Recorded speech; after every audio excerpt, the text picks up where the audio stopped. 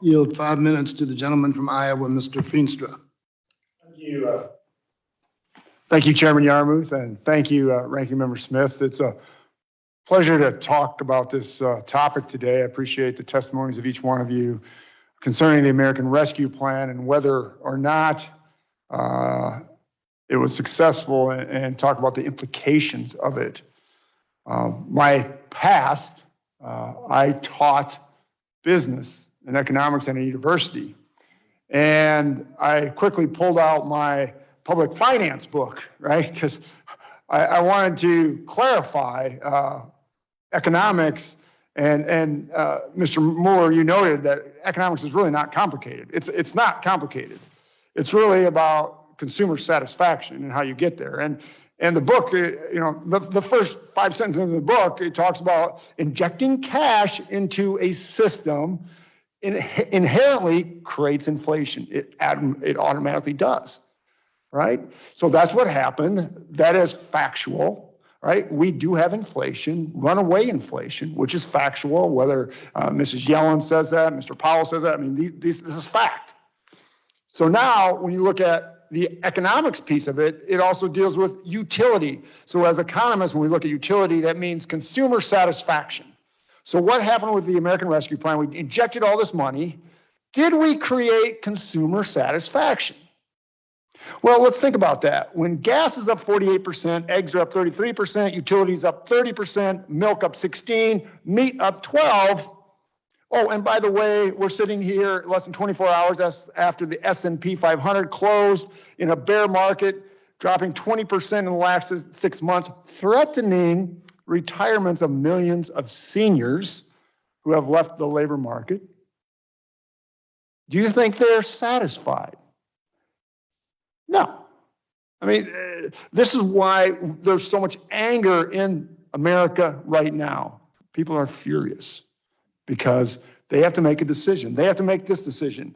A rational person sitting around the table with their family has to make this decision.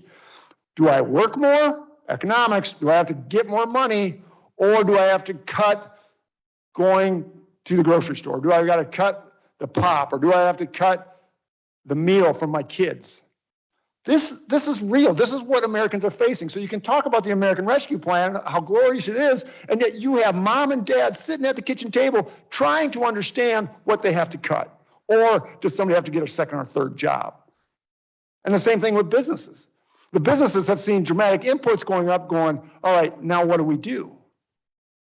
And this is scary stuff. You know, the chief economist of the World Trade Organization estimates that between 2/3 or 3/4 of the supply shortages are a result of excess demand, money put in the system, resulting from government spending. Right? So we look at all this stuff, and this is, again, chief economist of the World Trade Organization saying this. This isn't Randy Feenstra. This is an expert. It is caused by all this money that's going into the system. More importantly, and it was just noted by Representative Klein, that it'd be something if we were all collaboratively sitting in this room today figuring out a plan to mitigate inflation. But no, we're not doing that. What we're doing is we're trying to revive Build Back Better.